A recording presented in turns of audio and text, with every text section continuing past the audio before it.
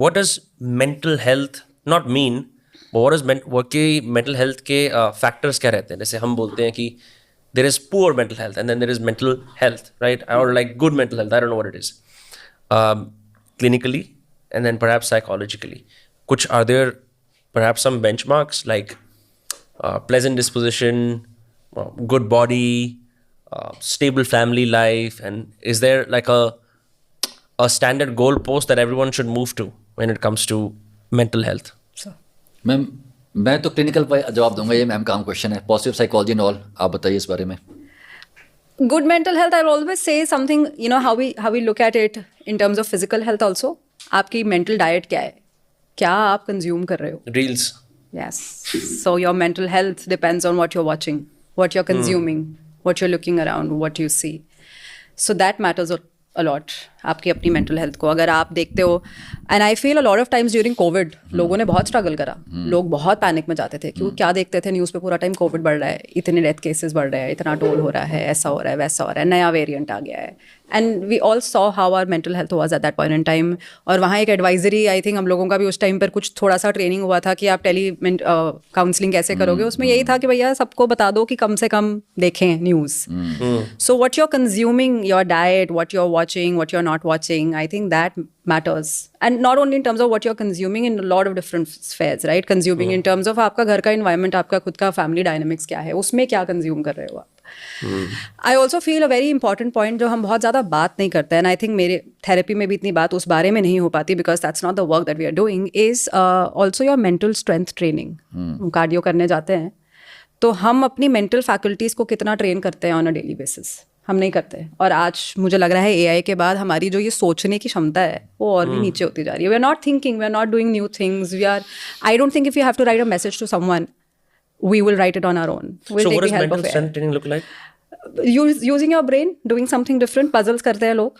Okay. You know, something which involves and engages your mind to do new things.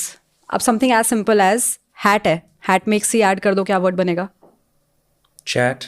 एक और सी add कर दो, क्या बनेगा? Hatch. Catch. Catch. So sorry. Yeah. So using your brain like that. Yeah, my brain is slow. Yeah. So that is something that we've stopped doing. We don't do mental strength training at all. Or with all of this AI, सब कुछ खत्म हो गया है.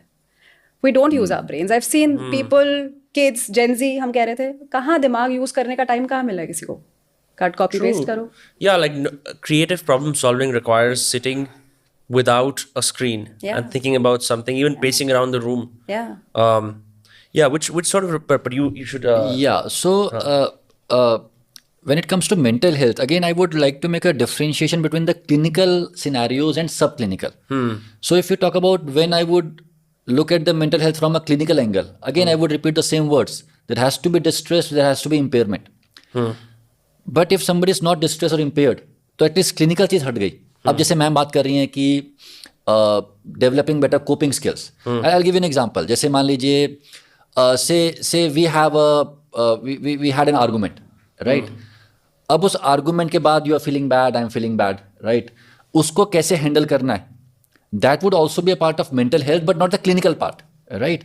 But वो I think और बड़ा एक एस्पेक्ट है कि how to navigate life in a better way, how to handle stressors, how to handle fights, how to remain motivated. तो ये सब एक और दूसरा बहुत बड़ा सा एस्पेक्ट आता है, not of psychiatry but more of psychology. उसमें जैसे मैम बातें कर रही हैं, मैम ने कॉग्निटिव टास्क की बात की. अच्छा, इनफैक्ट इंटरेस्टिंगली मैम जो बोल रही हैं, इसका थोड़ा एविडेंस है कि जब हम ये करते हैं तो हमारे एल्जाइमर्स ये सब के चांसेस कम हो जाते हैं. तो what she is saying is very important. वो ऐसे बोलने वाली बात नहीं है. बट वो हो गया कॉग्निटिव इंटेलिजेंस या कॉग्निशन की बात कर लीजिए. ऐसे ही बहुत सारी चीज़ें इमोशनल लेवल पे की जा सकती हैं. Problem solving, ma'am would tell you, है ना, people like ma'am are very good in teaching those things. So वो सब चीज़ें. और इनफैक्ट सीबीटी मुझे लगता है, मतलब I also like CBT a lot. I don't practise as a therapist, but CBT के जो प्रिंसिपल्स हैं, every single cognitive behavioral therapy, every single human being would get benefited by those principles. So you don't have to be a clinical patient. मतलब अगर मुझे ये सब बातें पहले पता होती तो मैं ऐसे ही थेरेपिस्ट का सलाह गया होता अपने यंग एज में, because you know it makes you more effective also.